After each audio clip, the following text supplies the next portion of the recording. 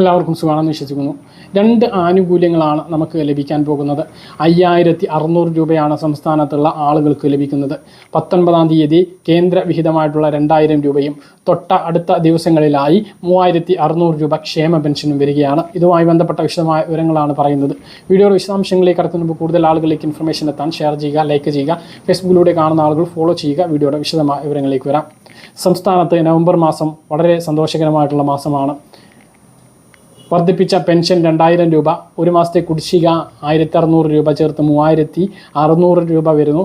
അതിനു മുമ്പേ കേന്ദ്ര വിഹിതം കേന്ദ്ര സർക്കാരിൻ്റെ PM കിസാൻ സമ്മാൻ നിധിയുടെ 21ാമത്തെ ഗഡുവിൻ്റെ വിതരണ തീയതിയും സമയവും പ്രഖ്യാപിച്ചതോടുകൂടി 5600 രൂപയാണ് ലഭിക്കുന്നത്. ഇത് നമ്മൾ നേരത്തെ പറഞ്ഞതാണ്, ഇതിങ്ങനെയാണ് ലഭിക്കുക എന്നുള്ളത്. ഇപ്പോൾ ഔദ്യോഗികമായിട്ടുള്ള അറിയിപ്പ് പ്രധാനമന്ത്രിയുടെ പരിപാടികൾ ഷെഡ്യൂൾ അറിയിക്കുന്ന PM ഇവൻ്റ് വെബ്സൈറ്റിൽ അറിയിച്ചിട്ടുണ്ട്.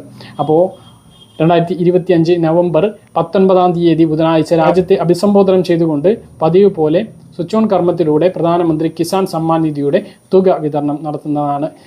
ഇതുവരെ വിതരണം ചെയ്തതുപോലെയല്ല, 21ാമത്തെ ഗഡു 4 സംസ്ഥാനങ്ങളിൽ നേരത്തെ വിതരണം ചെയ്തിരുന്നു.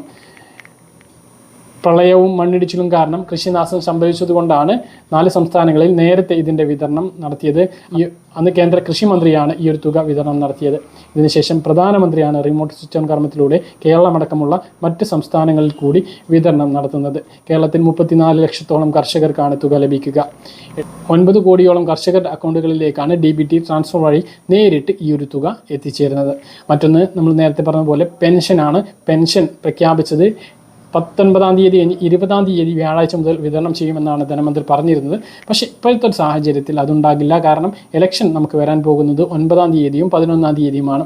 അപ്പോൾ ഒരു 5-ാം തീയതി അല്ലെങ്കിൽ 6-ാം തീയതിയൊക്കെ വിതരണം പൂർത്തിയാവുന്ന തരത്തിലേക്കാണ് ഈ ഒരു പെൻഷൻ വിതരണം ഉണ്ടാകുക. ഇപ്പോൾ 25-ാം തീയതിക്ക് ശേഷം ഏത് ദിവസവും പെൻഷൻ വിതരണം ആരംഭിക്കാം. അക്കൗണ്ടുകളിലേക്ക് 25-ന് ശേഷമുള്ള ദിവസങ്ങളിൽ 27 അല്ലെങ്കിൽ 27-ാം തീയതി തുടങ്ങിയിട്ടില്ലെങ്കിൽ 29 അല്ലെങ്കിൽ 30-ാം തീയതിയൊക്കെ തുടങ്ങാനാണ് ഏറ്റവും കൂടുതൽ സാധ്യതയുള്ളത്.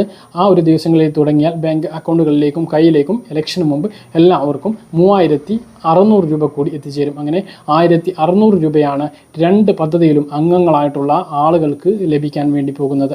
സംസ്ഥാനത്ത് 34 ലക്ഷത്തോളം ആളുകൾക്കാണ് PM കിസാൻ സമ്മാൻ നിധി ലഭിക്കുന്നതെങ്കിൽ 62 ലക്ഷം പെൻഷൻ ഗുണഭോക്താക്കളിൽ മസ്റ്ററിംഗ് പൂർത്തീകരിച്ചിട്ടുള്ളവർക്കെല്ലാം ഈ ഒരു പെൻഷനും ലഭിക്കും. 4 ലക്ഷത്തോളം ആളുകൾക്ക്, 4 ലക്ഷത്തിലധികം ആളുകൾക്ക് മസ്റ്ററിംഗ് ചെയ്യാത്തത് കൊണ്ട് തന്നെ പെൻഷൻ താൽക്കാലികമായി തടഞ്ഞു വെച്ചിട്ടുണ്ട്. അപ്പോൾ അങ്ങനെയുള്ള ആളുകൾ മസ്റ്ററിംഗ് ചെയ്യാൻ ഇപ്പോഴും അവസരമുണ്ട്. എല്ലാ മാസവും 20-ാം തീയതി വരെ അക്ഷയ കേന്ദ്രങ്ങളിലൂടെ മസ്റ്ററിംഗ് ചെയ്യാവുന്നതാണ്.